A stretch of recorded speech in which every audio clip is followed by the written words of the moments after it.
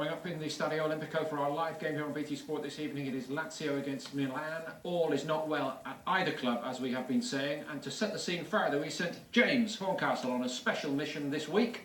He might need all his understated diplomacy for this task. In fact, if it went well, we were half expecting the UN to call him in to try to unravel some of the great global political issues which beset us at present. The first mission for this special envoy, to get to the bottom of the civil strife at Milan with Dov Schiavone of Forza Football.com. Well, the devil has happened to the athlete. What do you make of the situation there at the moment? It's the worst one I can remember as an unfortunate Milan fan. I think there are a lot of problems at the club, and the problems kind of, in my opinion, can't be pinpointed to one person. I think you've got to look at Berlusconi, Galliani, the players, to an extent the coaches as well, and it's all a little bit of a mess. Look at the top, Silvio Berlusconi and Invest, and basically I think they've told Galliani and Barbara to save some money, reduce the wage bill, and they've done that, and in turn have brought in poorer quality players, and that in turn has made the coach's job, first Allegri, and now Seedorf's job, a bit more difficult.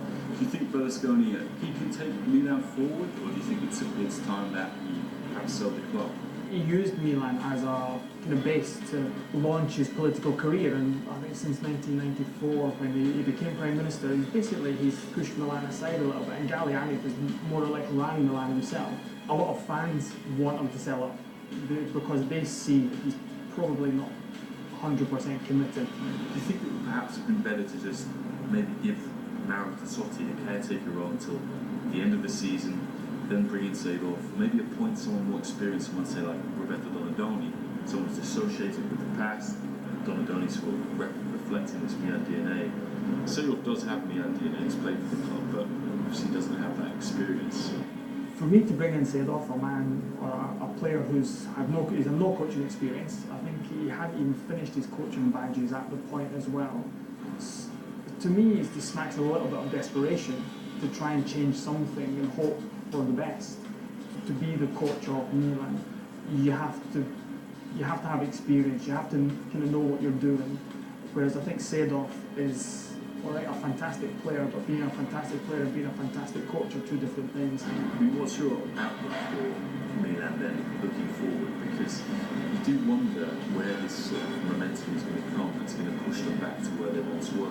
Seedorf has actually apparently spoke to the Milan Ultras and said that he wants to clear out 2/3 of the squad, that's a lot of players that they're going to try and get rid of, and then some clubs would have to maybe be stupid enough to buy them at the same time.